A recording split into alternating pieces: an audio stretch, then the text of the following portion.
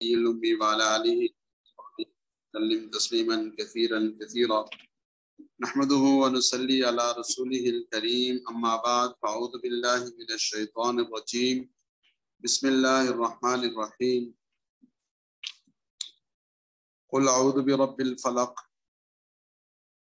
آج ہم 30ویں پارے کی سورہ فلق پڑھیں گے۔ فلق کا معنی ہے صبح کا وقت۔ الفلق صبح کے وقت کے لیے بولا جاتا ہے۔ چونکہ اس سورہ مبارکہ میں سب سے پہلی آیت مبارکہ میں ہی الفلق کا لفظ استعمال ہوا، اس لیے اس سورہ مبارکہ کو سورہ فلق کہا گیا۔ اس سورہ مبارکہ کے شان نزول کے بارے میں یہ لکھا ہے کہ حضور رحمت صلی اللہ علیہ وسلم پر جادو کروائے اور اس کی مختلف تفصیلات ہیں۔ بعض رات نے کہا کہ رسول اللہ صلی اللہ علیہ وسلم کو اپنی طبیعت مبارک میں کچھ علالت اور انقباض محسوس ہوتا اور اس کی بظاہر وجہ کوئی سمجھ نہ آتی، تو فرشتے نے حاضر ہو کر انسانی شکل میں جب رسول اللہ صلی اللہ علیہ وسلم عالم خواب میں تھے، ایک فرشتہ ایک سائڈ پہ کھڑا ہوا، دوسرا دوسری سائڈ پر کھڑا ہوا، اور انہوں نے یہ کہا کہ رسول اللہ صلی اللہ علیہ وسلم کے بارے میں ایک دوسرے سے پوچھا کہ یہ آپ صلی اللہ علیہ وسلم کی یہ جو کیفیت ہے، یہ کیفیت کیوں ہے؟ تو دوسرے نے جواب دیا کہ یہ کیفیت رسول اللہ صلی اللہ علیہ وسلم کی جو ہے، یہ آپ صلی اللہ علیہ وسلم کی علالت اور بیماری کی وجہ سے۔ وہ آپس میں مکالمہ کر رہے ہیں، تو کہا یہ بیماری اور علالت کیا ہے؟ تو دوسرے نے جواب دیا کہ یہ علالت دراصل رسول اللہ صلی اللہ علیہ وسلم پر کیا گیا جادو ہے۔ پھر اسے پوچھا کہ یہ جادو کس نے کروایا؟ تو بتایا کہ لبید ابن عاصم نامی جو یہودی ہے، اس کی بیٹیوں کے ذریعے اس نے کروایا اور اپنی بیٹیوں کے ذریعے سے کروایا۔ مختلف روایات حضرت مولانا مفتی شفیع صاحب رحمۃ اللہ علیہ نے بھی لکھی ہیں۔ ایک روایت میں لکھا کہ رسول اللہ صلی اللہ علیہ وسلم کے منہ مبارک، جو آپ صلی اللہ علیہ وسلم کے بال مبارک تھے، وہ حاصل کر لیے گئے اور ان کے ذریعے سے عمل کیا گیا۔ اور وہ عمل کہاں کیا گیا؟ مدینہ طیبہ میں ایک ویران اور پرانا کنواں تھا، اس کنواں کے عمل کر کے اس جگہ پر اس کو ڈال دیا گیا۔ تو رسول اللہ صلی اللہ علیہ وسلم کی طبیعت مبارک پر اس کے اثرات بھی ظاہر ہونا شروع ہوئے۔ اللہ رب العزت نے اپنی رحمت سے اپنے حبیب کریم صلی اللہ علیہ وسلم کو ان اثرات سے محفوظ کرنے کے لیے جو اس کا علاج تجویز فرمایا، وہ یہ سورہ فلق اور سورہ ناس، جن کو معوذتین کہا جاتا ہے۔ جب رسول اللہ صلی اللہ علیہ وسلم کے لیے یہ صورتیں معوذتین علاج کا ذریعہ، یہ صورتیں شفا کا ذریعہ، تو پھر آپ حضرات خود اندازہ کریں کہ ایک عام انسان کے لیے اور ایک عام مسلمان کے لیے ان صورتوں کا پڑھنا اور ان کو پیش نظر رکھنا کتنا ضروری ہو۔ آپ حضرات کے سامنے رسول اللہ صلی اللہ علیہ وسلم کی حیات طیبہ کے آخری ایام کا تذکرہ پہلے بھی آیا کہ آپ صلی اللہ علیہ وسلم جن دنوں میں مرض الوفات میں تھے، ام المومنین سیدہ عائشہ صدیقہ رضی اللہ تعالیٰ عنہ رسول اللہ صلی اللہ علیہ وسلم کے دست اقدس پر یہ جو معوذتین ہیں، یہ جو دونوں صورتیں ہیں، یہ پڑھ کر دم کرتی تھی اور آپ صلی اللہ علیہ وسلم کے دست مبارک کو آپ صلی اللہ علیہ وسلم کے بطن اطہر کے اوپر پھیر دیا کرتی تھی۔ تو کسی نے کہا کہ یہ عمل آپ خود اپنے ہاتھوں پہ دم کر کے کر لیتی، یا انہوں نے خود جواب دیا کہ فرمایا کہ رسول اللہ صلی اللہ علیہ وسلم کے ہاتھوں کا بدل تو نہیں ہو سکتا۔ ٹھیک ہے، کلام ہے اللہ کا، اس کی تلاوت تو میں بھی کر سکتی ہوں، کوئی بھی کر سکتا ہے، لیکن رسول اللہ صلی اللہ علیہ وسلم کے ہاتھوں میں اللہ رب العزت نے جو برکات اور خیریں رکھی ہیں، وہ برکات اور خیریں تو کسی اور میں نہیں ہو سکتی۔ ام المومنین سیدہ عائشہ صدیقہ رضی اللہ تعالیٰ عنہ نے یہ جواب عنایت فرمایا۔ اسی طرح ایک اور موقع پر ایک صحابی رضی اللہ تعالیٰ عنہ ارشاد فرماتے ہیں، عبداللہ ابن حبیب رضی اللہ عنہ سے روایت ہے کہ بارش تھی اور سخت آندھی تھی اور ہم رسول اللہ صلی اللہ علیہ وسلم کو تلاش کرنے کے لیے نکلے، اور جب آپ صلی اللہ علیہ وسلم کو پایا تو اللہ کے حبیب صلی اللہ علیہ وسلم نے ارشاد فرمایا کہ پڑھو۔ ہم نے پوچھا یا رسول اللہ کیا پڑھیں؟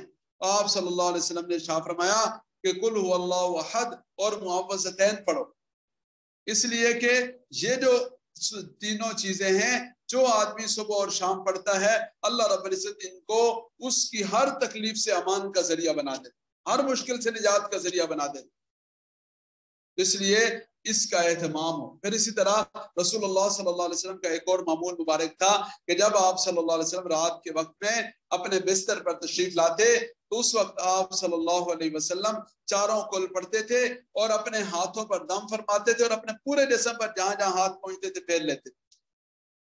تو معلوم یہ ہوا کہ ان صورتوں کی تلاوت اور ان کے پڑھنے کا اہتمام یہ ایسا اہتمام ہے کہ جو رسول اللہ صلی اللہ علیہ وسلم بنفس نفیس فرما رہے ہیں۔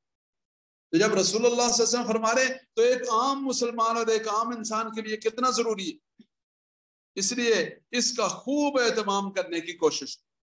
آج ہر آدمی کے ساتھ مسئلہ ہے، نظر بد کا مسئلہ ہے، جادو کا مسئلہ ہے، اثرات کا مسئلہ ہے، اور ہے، اس کا انکار نہیں ہے، یعنی بعض لوگ انکار کرتے ہیں کہ یہ ہے ہی نہیں، بھائی ایسا نہیں ہے، لیکن ہر آدمی بعض لوگ وہم کے مریض ہوتے ہیں، وہ بھی یہ کہتے ہیں کہ کسی نے کچھ کروا دیا ہوگا، نہیں بھائی ایسا نہیں ہے۔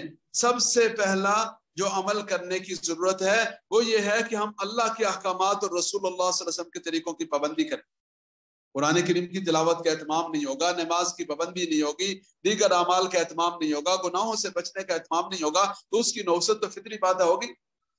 تو پہلے گناہوں سے بچیں، پہلے نیک اعمال کا اہتمام کریں، پہلے اللہ کے حکم کو پورا کریں، اور اس کے بعد رسول اللہ صلی اللہ علیہ وسلم کے بتائے ہوئے یہ جو اعمال ہیں ان اعمال کو کریں، اور پھر بھی اگر ضرورت محسوس ہو تو پھر مستند علماء کرام سے رابطہ کریں۔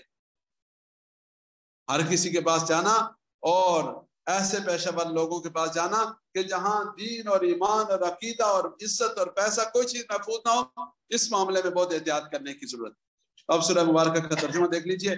اعوذ باللہ من الشیطان الرجیم، بسم اللہ الرحمن الرحیم، قل کہہ دیجئے اعوذ برب الفلق، میں پناہ میں آتا ہوں برب الفلق، صبح کے رب کی۔ صبح کے رب سے میں کیوں یہ فرمایا؟ اس سے کہ رات کی تاریکی ہے، اندھیرا ہے، رات کے مسائل ہیں، اور ان سے اللہ رب العزت اپنی رحمت سے نجات نصیب فرماتے ہیں، اور صبح کی روشنی اور اجالا طلوع ہوتا ہے۔ من شر ما خلق، ہر چیز جو اللہ رب العزت نے پیدا فرمائی، من شر ما خلق، جو اللہ نے پیدا فرمائی اس چیز کے شر سے پناہ میں آتا ہوں۔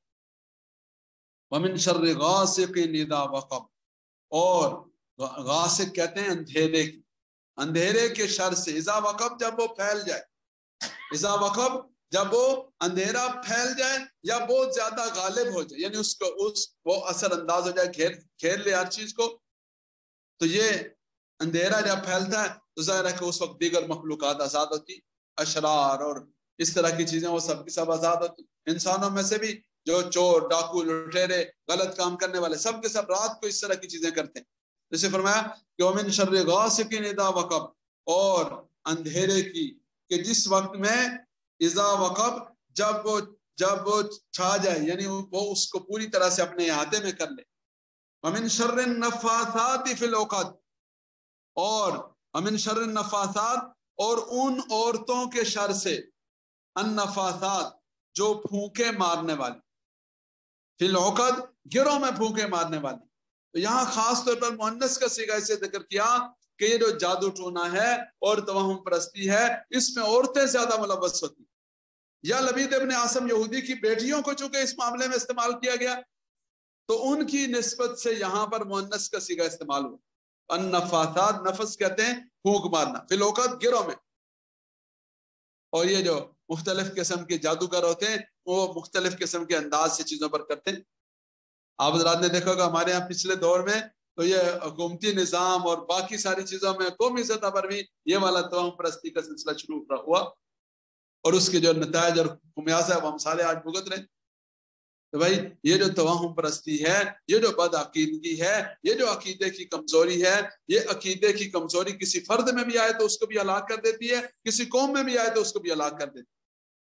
اس لیے عقیدے کی کمزوری میں ہرگز مبتلا نہیں ہو۔ ومن شر النفاثات فی العقد، اور ان عورتوں کے شر سے جو النفاثات پھونکے مارنے والی ہیں، فی العقد گروں میں، جو یعنی گرہ لگاتے ہیں نا اس میں، عقد کہتے ہیں عقدہ، عقدہ کشال عقد نکاح کا لفظ آپ حضرات نے سنا، عقد نکاح سے کیا مراد ہے کہ میاں بیوی دونوں وہ رشتہ ازدواج میں بند جاتے ہیں، ایک دوسرے کے ساتھ جڑ جاتے ہیں، ایسے ہی گرہ لگا کر دو چیزوں کو آپس میں ملا دیا جاتا ہے۔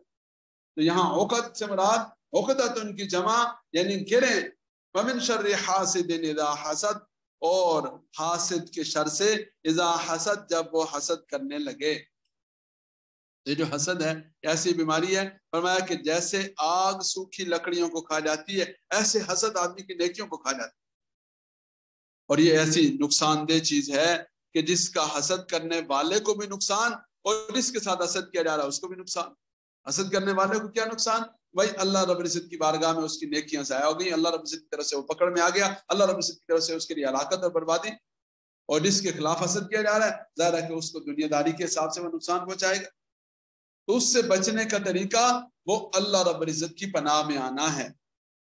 جب آدمی اللہ کی پناہ میں آتا ہے، پرانے زمانوں میں ہوتا تھا کہ لوگ جب سفر کرتے تو کسی بھی وادی میں جا کر رکتے تو وہاں اونچی آواز سے آواز لگاتے کہ ہم اس وادی کے فلاں جن کی پناہ میں آتے ہیں۔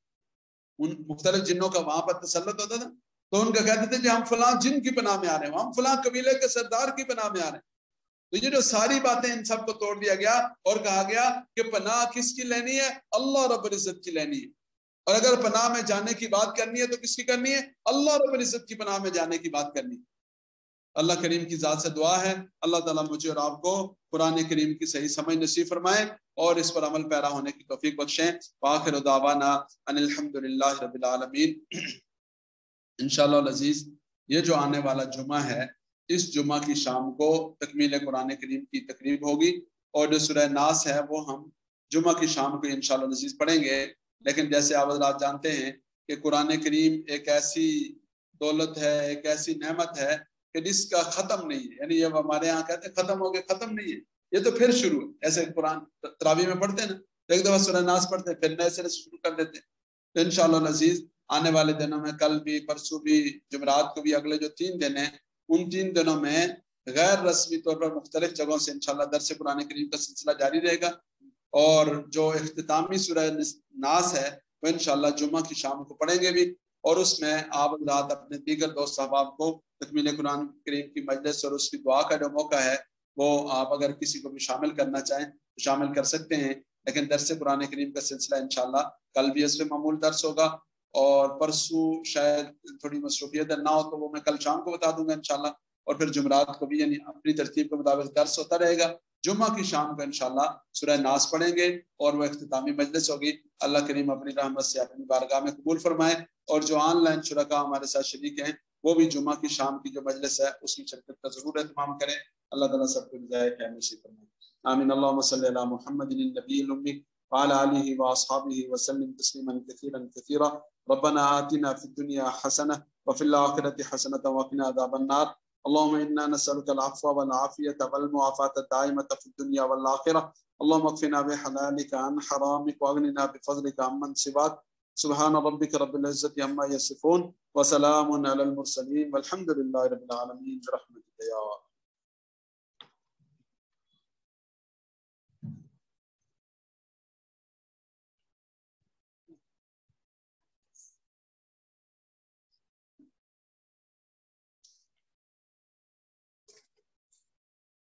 جی بھائی عمیر صاحب، آج کی یہ جو ریکارڈنگ ہے یہ اس پر ہوئی ہے، کیا اس کو کہتے ہیں، یہ جو گوگل وغیرہ پہ ہوتا ہے نا ڈرائیو پر، اس پر ہوئی ہے۔ تو آپ ذرا اس کو سیو کرنے کا انتظام کر لیں کہ کیسے سیو کرتے ہیں، اس کو بند بھی آپ اپنے حساب سے کریں۔